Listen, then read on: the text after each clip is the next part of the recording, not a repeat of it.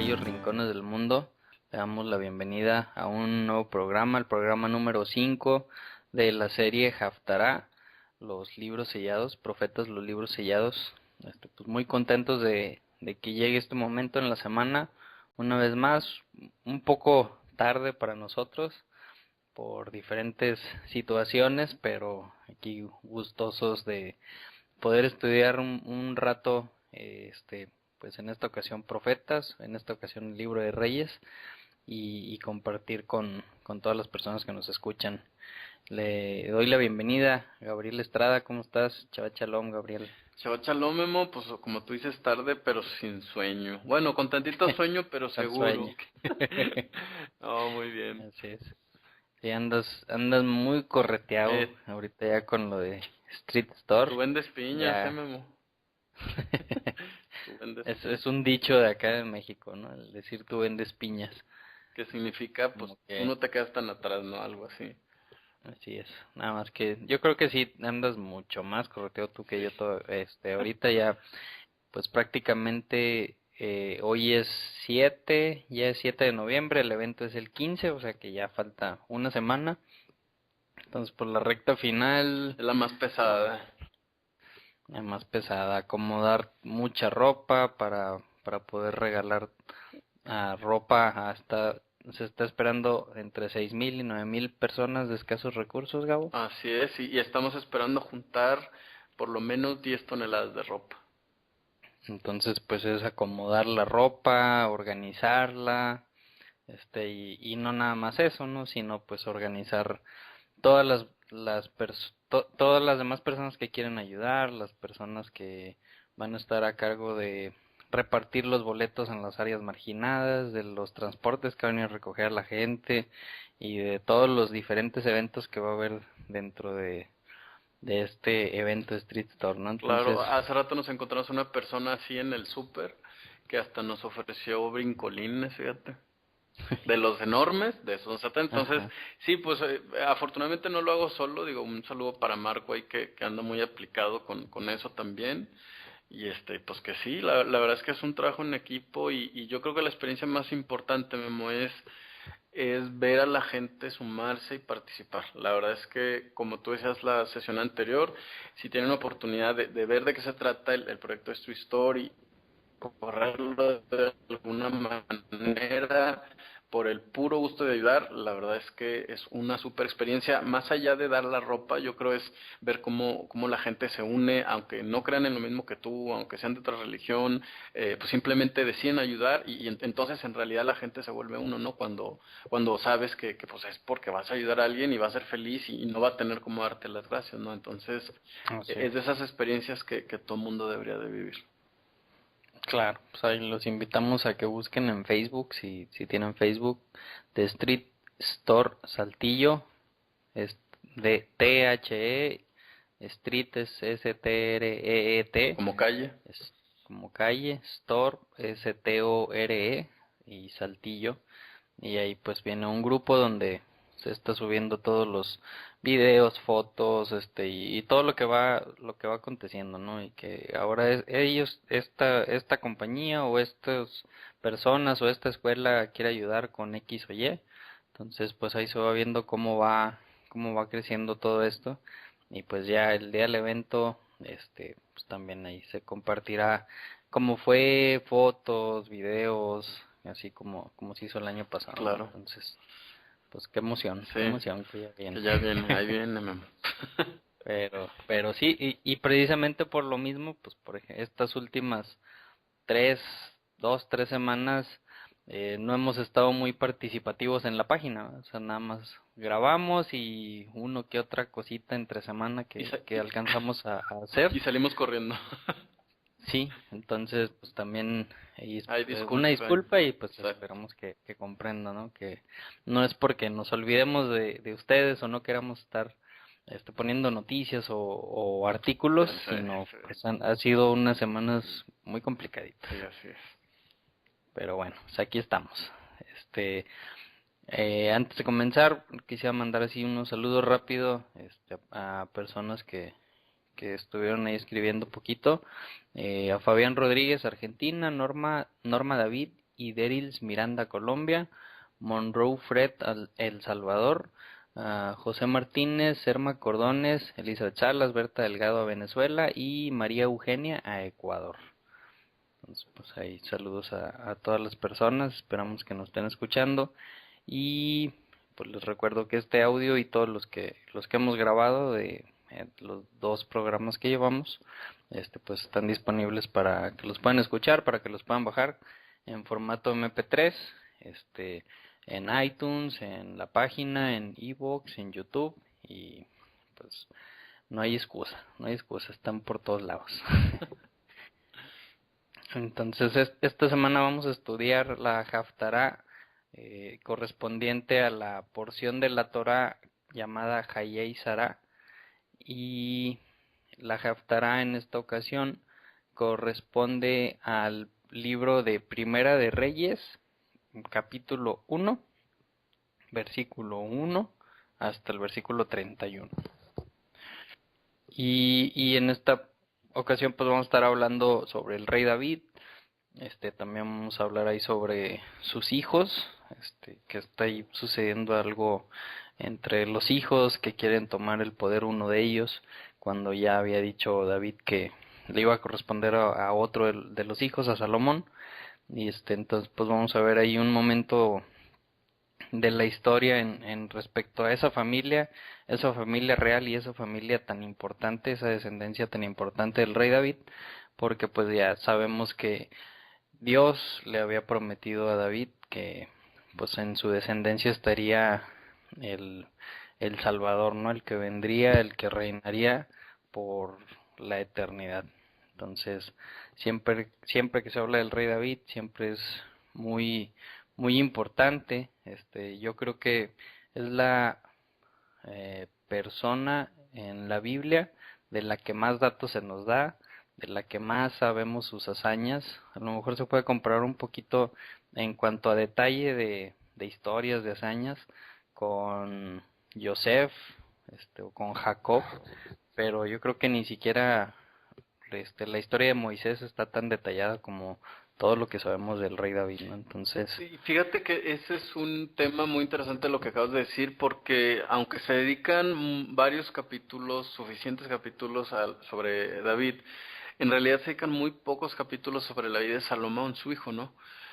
ujú, Vamos, como que cuando se empieza a hablar de Salomón, más bien se empieza a hablar del templo.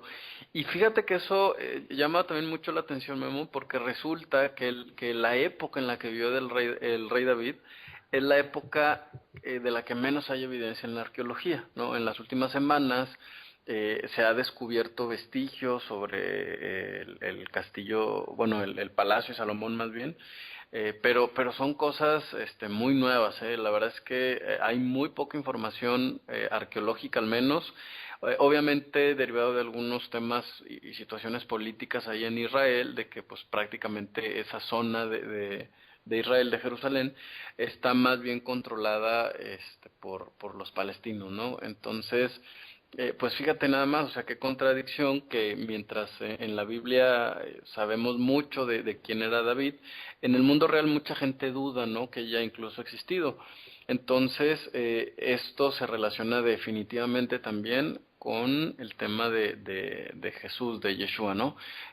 Hay incluso gente, sobre todo historiadores, que dicen, bueno, pues a lo mejor Jesús no existió, no hay tanta evidencia extrínseca o muy palpable de su existencia, excepto por la Biblia, ¿no? Definitivamente creo que no comparto esa opinión, creo que son historiadores que necesitan tomar un poco en perspectiva la Biblia y la verdad es que se dan cuenta que en realidad sí hay muchos elementos para concluir que Yeshua o que Jesús existió. Entonces, pues también en eso se parecen, Memo, fíjate, ¿no? Hay que recordar que ujú. la figura de David, pues también es un anuncio del Mesías que viene, que vendría, ¿no? Entonces, pues sí, definitivamente hablar de David es hablar de un montón de información, de una persona bien humana, ¿no? Refleja mucho nuestra naturaleza, entonces, pues sí hay mucho que aprender, ¿no? Sobre todo de este hombre al que a pesar de todos sus errores, Dios decidió que pues era un corazón con el cual comparar, ¿no? Es decir, busca tener un corazón como el de David. Entonces, pues hay mucho que aprender de su historia. Así es. Ahí ponía un comentario, Elizabeth, sobre la porción de la parasha sobre Jaya y Sara. Nada más recordando este fin de semana que se lee la porción de Jaya y Sara, que es la muerte de Sara. Normalmente es el fin de semana de fiesta en Israel, donde se juntan muchas personas en la ciudad de Hebrón. En Hebrón es donde David compró aquella cueva de Macpela, que es donde enterró a Sara, ¿no? Entonces, nada más ahí como dato. Oye, qué casualidad, ¿eh? Ujú. No, Sí, sí, sí. porque acuérdate que acaba de haber ahí algún conflicto en Hebrón y se acaba de declarar esa tumba como patrimonio palestino. Así Aunque es. ahí también está José, ¿no? Ujú. Enterrado. Eso, pues ellos, vamos, pues casi no son familiares de José, entonces, pues realmente ahí la tradición en todo caso sería más judía, pero bueno, pues eso es lo que acaba de suceder. Qué casualidad que sea lo que está pasando, o que está casi al mismo tiempo que la parasha, ¿eh? Sí, sí, sí. Imagínate si los acontecimientos mundiales hoy empiezan a tener que ver con en qué parte de la parasha vamos, entonces estamos viviendo tiempos súper entusiasmantes.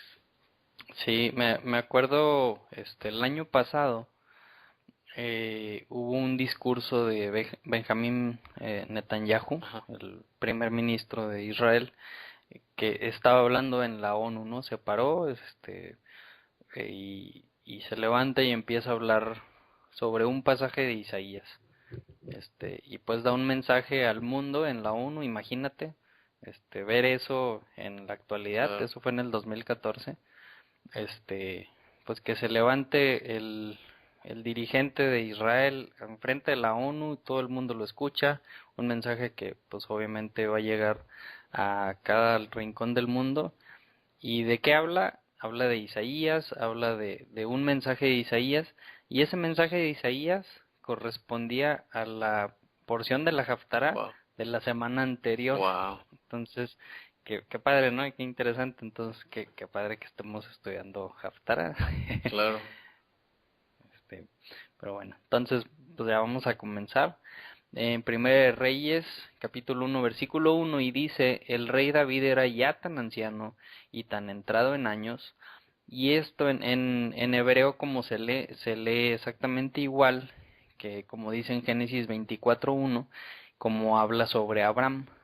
También dice pues que Abraham era ya tan anciano y tan entrado en años, ¿no? Entonces, en a lo mejor en español se nos puede pasar un poquito de seguido esto, pero en hebreo, las personas obviamente que conocen el hebreo perfectamente, al leer esta pequeña frasecita en Primera de Reyes 1:1, luego su mente se va allá a Génesis 24, y que precisamente Génesis 24 está en la porción, en la parasha de Jaya y Sara, ¿no? Entonces, ¿por qué escogieron este pedazo de Primera de Reyes? Pues esta es una muy importante dato, ¿no? De por qué que por eso se escogió. Entonces dice: el rey David era ya tan anciano y tan entrado en años que por más que lo abrigaban no conseguía entrar en calor. Este, entonces, ¿por qué no podría entrar en calor? Escuché una versión o una enseñanza rabínica judía antigua que la verdad no me hizo mucho clic, pero lo que enseña esta enseñanza judía es que, si recuerdan, el rey David en alguna ocasión cuando estaba siendo perseguido por el rey Saúl, que pues el rey Saúl fue el primer rey elegido por el pueblo, y el rey David fue el elegido por Dios. En una ocasión en una cueva estaba dormido el rey Saúl y pues su ejército, y el rey David se mete este ahí en la cueva y le corta un pedazo de la vestidura al rey Saúl, y después se la muestra para decirle: mira, pude haberte matado y no lo hice. así como diciendo, pues yo tengo compasión, y no ando tras tu cabeza. Entonces enseña esa tradición que como David no tuvo respeto por la ropa, entonces que en esta ocasión pues estaba siendo de alguna forma castigado porque no tuvo respeto por la ropa y ahora no podía entrar en calor. Eh, a mí no, como que no se me hizo así mucho clic. A veces pues se le busca y le rebusca pues para encontrar alguna otra explicación, aunque aquí yo creo que realmente lo que está explicando es ya no podía entrar en calor porque pues ya estaba muy viejo. Fíjate que eso que tú comentas, sí, a mí me llama mucho la atención porque los rabinos una y otra vez insisten en la ley de la retribución, ¿no? Los rabinos dicen, ok, por ejemplo, en época de Jeremías dice, por cuanto las mujeres veían por debajo del hombro a los pobres, dice, bueno, entonces Dios va a hacer que los pobres se queden en su tierra y que las mujeres ricas se vayan y que se vayan pelonas y descalzas, ¿no? Entonces, hay muchos ejemplos así en los que ellos dicen, pues lo que ellos querían hacer, eso fue lo que recibieron. Y esa es la base, Memo, para la que Jesús va a decir más adelante, dice que hasta el vaso de agua que tú le des a alguien te va a ser retribuido. Entonces, Okay. pues qué raro, ¿no? Digo, la verdad es de esas cosas que si uno se queda pensando y dice uno, bueno, ¿de verdad Dios era tan estricto con Israel? Bueno, pues ya preguntaremos después cuando venga el Mesías, ¿no? Así es. Entonces, bueno, pues ya estaba muy anciano, no entraba en calor, aunque le pusieran mantas. Y también hay que acordarnos, ¿no? En aquella época en Israel puede llegar a ser muy frío y pues no, las ventanas que tenían las casas en aquellos tiempos pues no tenían vidrios, entonces pues el aire también entraba muy fácilmente y pues una persona mientras más anciano se hace, pues sí, es más difícil que consigas tener calor, ¿no? Entonces, dice, por eso sus servidores le dijeron, busquemos a una joven soltera para que atienda a su majestad y lo cuide y se acueste a su lado para darle calor. Y pues ahí como que se escucha raro, ¿no? No puede entrar en calor, pues bueno, vamos a buscarle una joven para que lo atienda y pueda entrar en calor. Entonces, yo creo que ahí la imaginación se va para todos lados y empezamos a pensar muchas cosas, ¿no? Ahí la palabra que se utiliza para una joven soltera, en esta traducción que estoy leyendo, la nueva versión internacional, joven soltera, realmente la palabra es betulá, que betulá significa virgen, literalmente virgen, ¿no? Lo que conocemos que es una virgen. Allá en Deuteronomio nos habla sobre una virgen, utiliza esta palabra betulá cuando explica que la mujer, después de la primera noche de bodas, guardaba algo como garantía para decir que si era virgen, ¿no? Que era pues una sábana manchada con sangre, muy explícita la Claro. explicación en Deuteronomio, pero ahí nos damos cuenta que realmente esa palabra betulá es lo que significa, ¿no? Virgen, tal cual.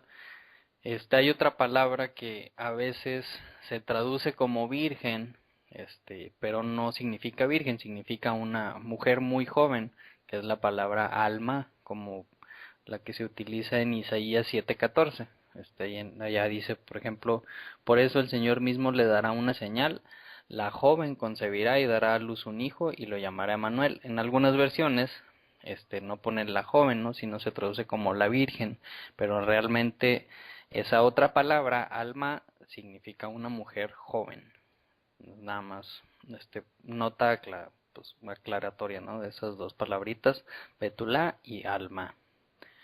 En este caso, pues si dicen busquemos una mujer virgen, no necesariamente tiene que ser joven, pero virgen. Y pues te puedes imaginar muchas cosas de qué va a hacer esa mujer para mantener caliente al rey David, ¿no? Pero aquí mismo nos va a aclarar que todo eso que estás pensando, No. pues no fue así. Dice, así que fueron por todo Israel en busca de una muchacha hermosa y encontraron a una tsunamita. La semana pasada leíamos sobre dos tsunamitas, ¿no? Ya en la historia en Segunda de Reyes que estuvimos estudiando Eliseo, hablaba de dos tsunamitas que nunca supimos los nombres no era una tsunamita, perdón, en la segunda historia, nunca menciona su nombre. En esta ocasión es otra tsunamita, no tiene nada que ver con esa otra historia, y aquí sí dicen, y era llamada Abisag, y se la llevaron al rey, ¿no? Entonces dice versículo 4, la muchacha era realmente muy hermosa, y se dedicó a cuidar y a servir al rey, aunque al rey nunca tuvo relaciones sexuales con ella. Claro. Entonces, qué bueno que lo aclaran, ¿no? Porque si no, sí quedaría ahí medio confuso Claro, la que historia. sería muy raro también que se dijera que él no puede entrar en calor, pero sí puede tener relaciones, ¿no? Entonces yo creo que tiene más lógica entender que pues definitivamente no hubo nada ahí porque, bueno, pues si el señor no podía Ni entra en calor. mucho menos iba a hacer entrar en calor a la tsunamita. Así es, entonces, ¿qué haría la tsunamita para que el rey entrara en calor? Pues no sé, tal vez le ponía gasas con agua tibia o simplemente se acurrucaba, ¿no? Y Claro. pues el cuerpo humano pues genera más calor que una sábana si están dos cuerpos juntos. Y alguna pregunta que me puedo llegar a hacer es, pues si el rey David tenía varias esposas, de, pues por eso también surgen problemas de cuál de los hijos iba a ser el sucesor. Entonces, ¿por qué si tenía varias esposas? Pues no, una de ellas iba y le brindaba llamémosle servicio, ¿no? De brindarle calor. Pues yo creo que también podría ser, como ahí especifica muy claramente, no era para tener relaciones sexuales.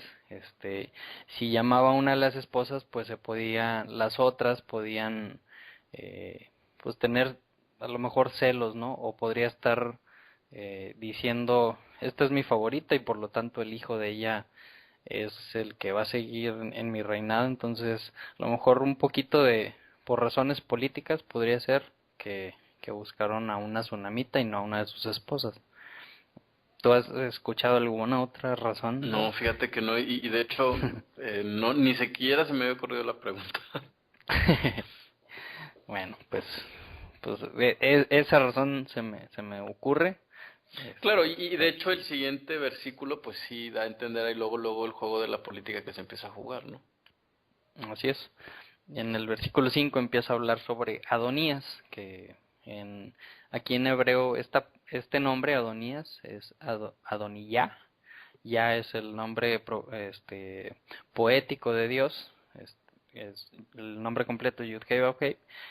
El Yud-Hei es el nombre poético, entonces él se llama Adoniyah. Y en este mismo capítulo, eh, como que esa es la contracción, más adelante en el versículo 9, refiriéndose a la misma persona, Adonías, lo mencionan como Adoniyahu, o sea, como Ándale. que ya el nombre completo. No sé qué sacar de eso, no sé por qué lo llaman de dos diferentes formas, o sea, con la contracción y con el nombre completo. No me acuerdo de algún otro personaje del que se diga así en sus dos formas un nombre en un mismo capítulo. Y no sé si signifique algo o no, nada más pues se me hizo eh, interesante que sucediera esto, ¿no? ¿Qué significa Adonijah? Pues Dios es mi Señor, ¿no? Ajá. Lo que significa su nombre. Entonces, bueno, esta persona, Adonías, cuya madre fue Hagit, ambicionaba ser rey y por lo tanto se levantó en armas y consiguió carros de combate, caballos y 50 guardias de escolta. ¿Quién era Adonías? Pues era uno de los hijos de David, ¿no? Era el segundo hijo, o sea, el segundo, hablando mm, de primogenitura para abajo, ¿no? Entonces, versículo 6 dice, Adonías era más joven que Absalón. Absalón era el primer hijo de David y muy bien parecido, como David su padre. Y dice que David nunca lo había contrariado ni le había pedido cuentas de lo que hacía, ¿no? O sea, como que nunca se había metido con él, y pues me imagino así como que era un tipo junior, ¿no? Claro, Que hacía lo que quería. y fíjate que comentan aquí unos rabinos que él fue el cuarto hijo de David, nacido precisamente en Hebrón. Fíjate, volvemos al tema. Ujú, Y cierto. qué casualidad. Y se supone que ya habían muerto tres de los hijos de David, Amnón, Daniel y Absalón. Entonces él se consideraba pues que en la línea de El sucesión que era sigue. el que seguía, ¿no? Pero obviamente debió haber visto, ¿no? El gusto que tenía David por Salomón. Entonces, seguramente fue una movida política, pues muy casi casi natural, ¿no? Claro, sí, sí, pues ya sabía la preferencia que había por Salomón. Yo creo que pues ya lo había escuchado, ¿no? Que la promesa que le había hecho David a la madre de Ajá. Salomón de que pues Salomón sería el rey, y pues yo creo que este dijo, pues mi papá nunca me ha nunca me ha contrariado, nunca me ha dicho nada, de que esté mal lo que haga, pues ahorita ya está viejito, ya ni se puede calentar él solo, pues déjame, tomo el poder antes de que ya se vaya a morir y nombre a Salomón, ¿no? Antes de que sea demasiado tarde, ahorita me levanto, tomo el poder, y si una persona se proclamaba rey y el pueblo lo aceptaba, pues era tan válido como que si el rey dijera este es mi sucesor, ¿no? Entonces se podía generar ahí un problema muy fuerte, este, pues de connotaciones, pues diríamos ahorita de guerras civiles, ¿no? Donde habría dos reinados en un mismo reino, y pues Así es. qué cosas.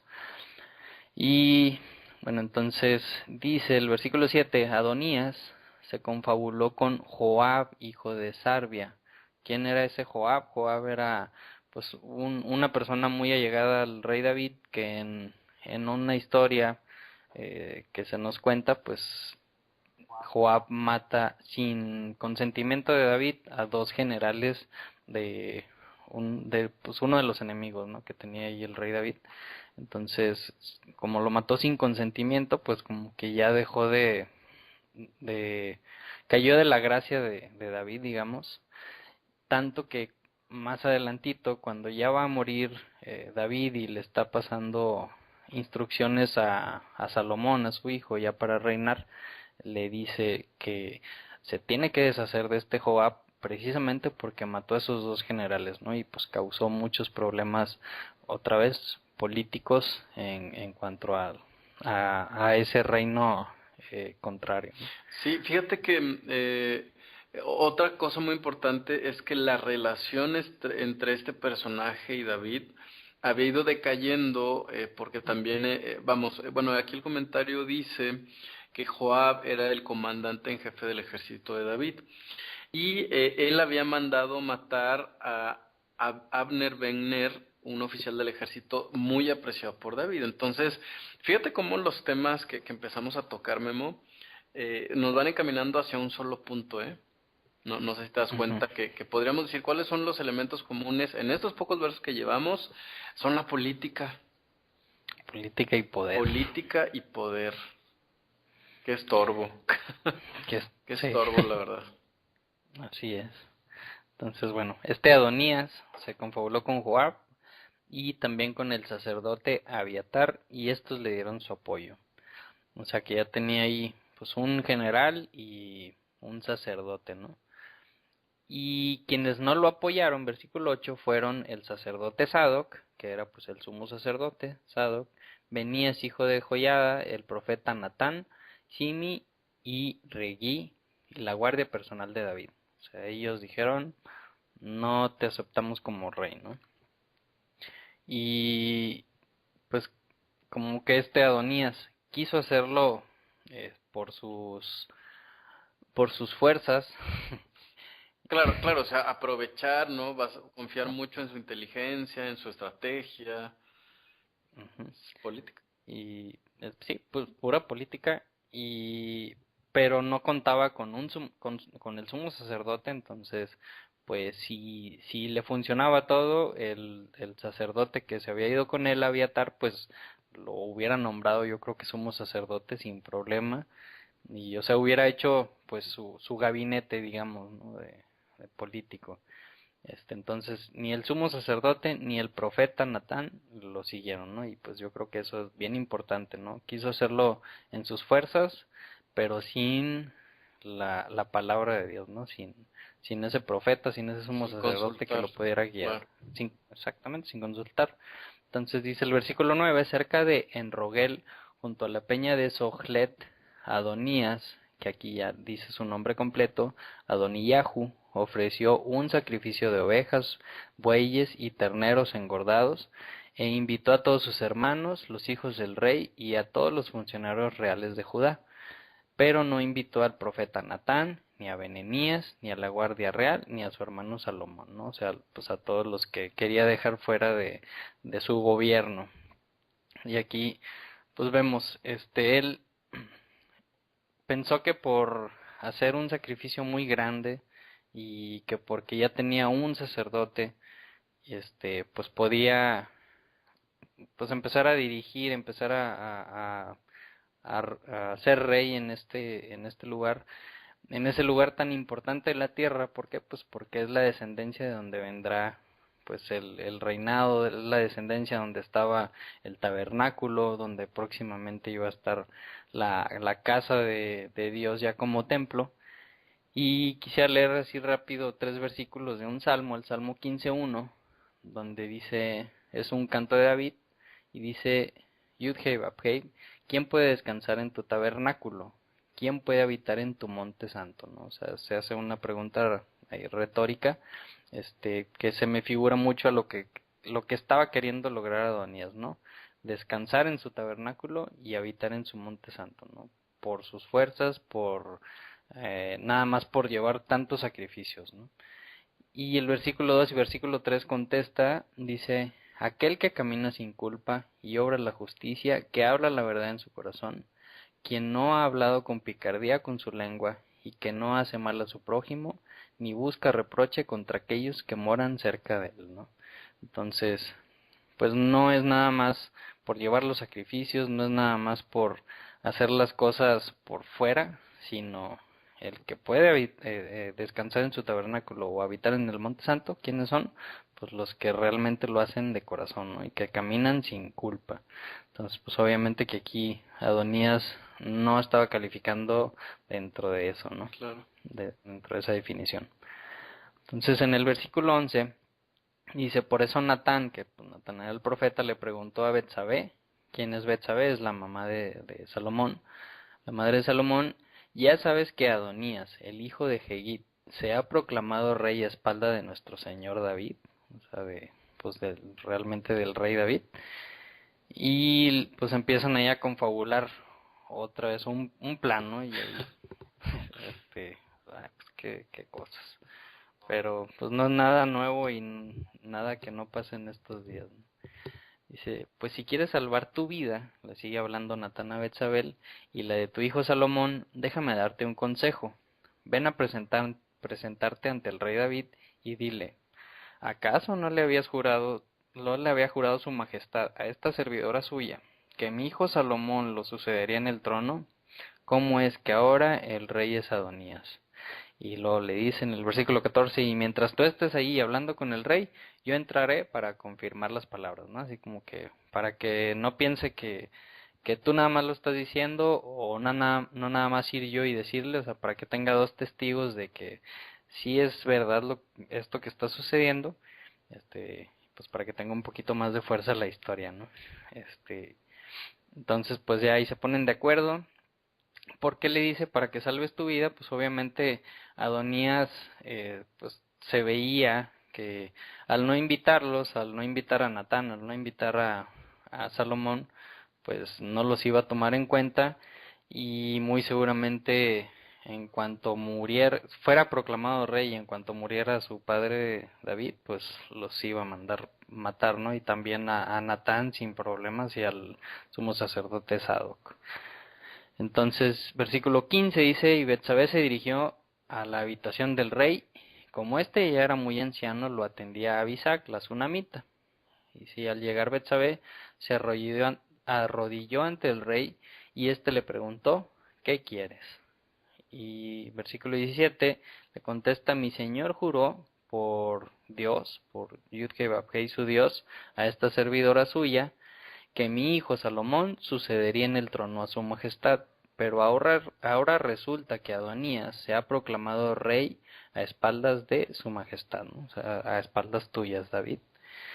Ha sacrificado una gran cantidad de toros, terneros engordados y ovejas, y ha invitado a todos los hijos del rey, al sacerdote Abiatar y a Joab, general del ejército. Sin embargo, no invitó a Salomón, que es un fiel servidor de su majestad.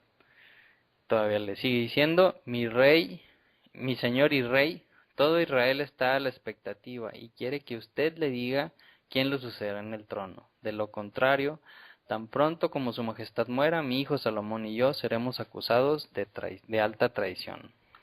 Entonces, pues de ahí le platica toda la historia de lo que estaba sucediendo, pues del temor y pues de que realmente David no había dejado claro ante pues a todas las personas, ante pues el gabinete político, digamos, quién es el que iba a seguir, ¿no? Y yo creo que aquí pues nos enseña una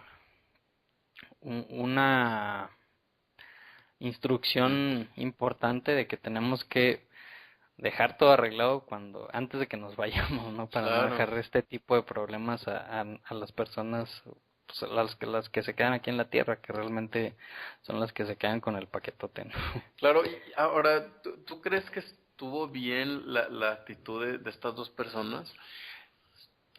De Betsabé y de Sí, y del profeta Natán. Natán, o vamos, ¿cómo es que ellos están haciendo la diferencia?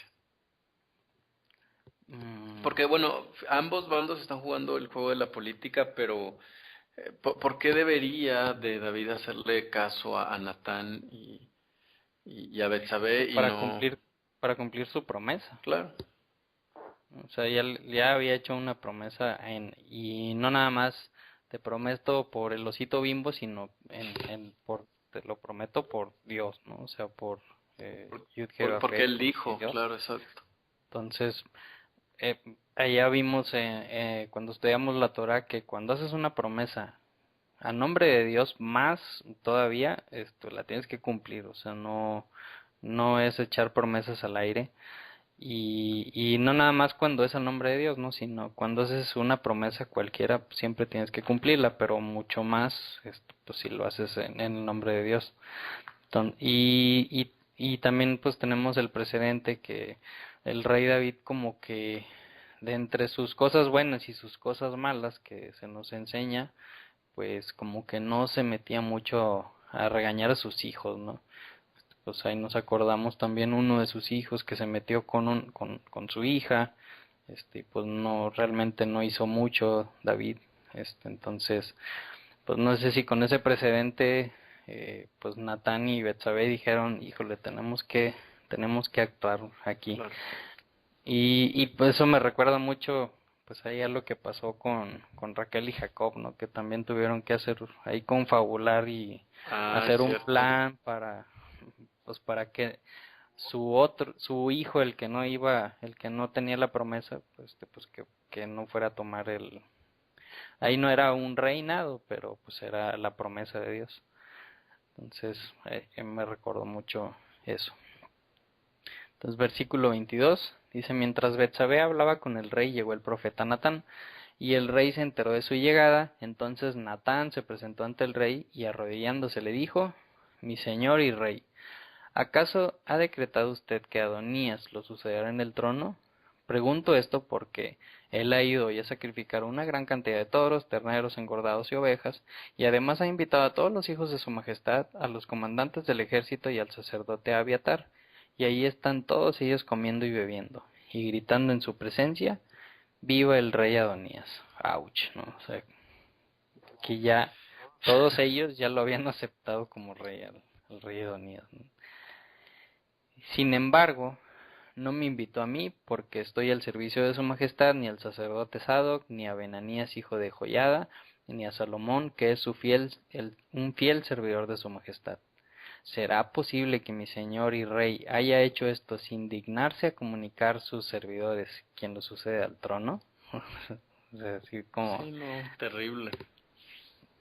terrible y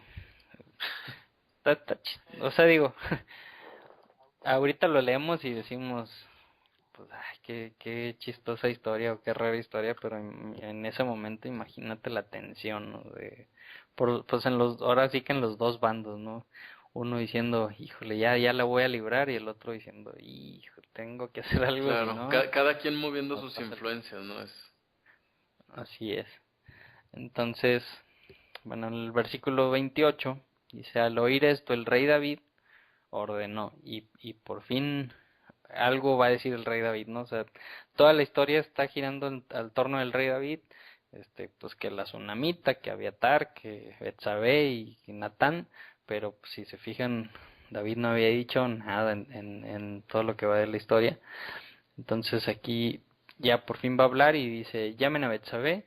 Ella entró y se quedó en pie ante el rey, y entonces el rey le hizo este juramento: tan cierto como vive el Señor, o tan cierto como vive Yud-Heh-Vav-Heh, que me ha librado mi alma de toda angustia, te aseguro que hoy cumpliré lo que te juré en el nombre de Yud-Heh-Vav-Heh, el Dios de Israel. Yo te prometí que tu hijo Salomón me sucedería en el trono y reinaría en mi lugar. O sea, lo que te prometí, te lo voy a cumplir, ¿no? No te preocupes. Y esa frase que dice en el versículo 29, tan cierto como vive el Señor, tan cierto como vive Yud-Heh-Vav-Heh, es una frase muy común, Ha Jehová, que era una forma de asegurar algo muy intensivamente, ¿no? Este, y dice que me ha librado mi alma de toda angustia. La palabra que dice ahí como que me ha librado es la palabra padá, que significa redimió o pagó el precio, ¿no? Y se me hace una palabra muy interesante, y que lo está diciendo aquí, ¿no? O sea, tan cierto como vive Dios, ese Dios el que me libró, el que me redimió, el que pagó el precio de mi alma, para por toda la angustia que tuve, ¿no? Esa palabra pada, la vuelve a usar David en un salmo, en el Salmo 34, en versículo 22, donde dice, pero Dios redime, y ahí es la palabra pada, el alma de sus siervos, nadie que toma refugio en él será condenado. Y es la palabra que se utilizaba ya en Éxodo cuando hablaba de que había que redimir al primogénito, de tanto de los asnos, que decía que si tenías un primogénito de un asno, redimían con un cordero, o también es la palabra que utiliza cuando la historia de Faraón, del Éxodo, de Moisés, y al final ya la última plaga, que dice que tuvo que matar a los primogénitos de la tierra de Israel para redimir a, a los primogénitos de Israel, ¿no? Mató a los primogénitos de Egipto para redimir a los primogénitos de Israel.